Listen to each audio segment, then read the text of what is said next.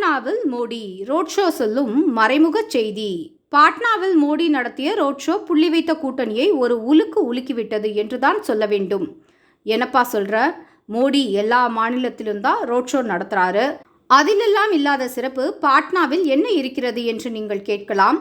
ஒட்டுமொத்த புள்ளி வைத்த கூட்டணி ஆடி போவதற்கு காரணம் இருக்கு. அந்த புள்ளி வைத்த கூட்டணியை உருவாக்க வேண்டும் என்ற சிந்தனைக்கு விதை போட்ட நிதிஷ்குமார் அவர்கள் மோடி அவர்களோடு ஒரே வாகனத்தில் ரோட் ஷோவில் பங்கேற்றிருக்கிறார்.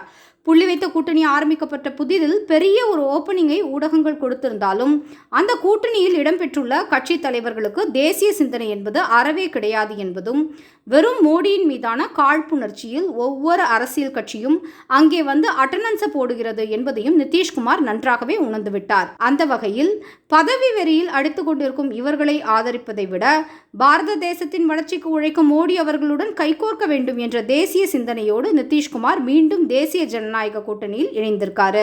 ஆனாலும் நிதிஷ்குமார் ஒரு கசப்பான மனநிலையிலேயே அங்கு இருக்கிறார் என்று ஆங்காங்கே புரளிகளை பரப்பிவிட்டனர் புள்ளி வைத்த கூட்டணியினர். அந்த அனைத்து கட்டுக்கதைகளையும் புரட்டுகளையும் உடைக்கும் வகையில் அமைந்தது நேற்றைய ரோட் ஷோ.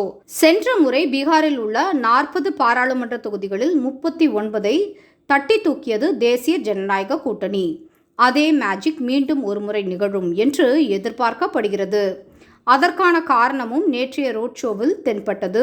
ரோட் ஷோவில் கணிசமான அளவுக்கு முஸ்லிம் பெண்கள் புர்கா அணிந்து கொண்டு பங்கேற்றிருந்தது பலரையும் ஆச்சரியப்பட வைத்தது. மோடிக்கு இஸ்லாமியர்களின் வாக்கு கிடையாது என்ற பொய் பிரச்சாரம் ஒரு பக்கம் இருக்க, முத்தலாக் தடை சட்டம் போன்ற பல்வேறு சீர்திருத்த நடவடிக்கைகளால் முஸ்லிம் பெண்களின் வாழ்வில் ஒளியேற்றிய மோடி அவர்களுக்கே முஸ்லிம் சமுதாய மக்களின் வாக்கு விழும் என்று நேற்றைய ரோட் ஷோ நன்றாக புரிய வைத்தது.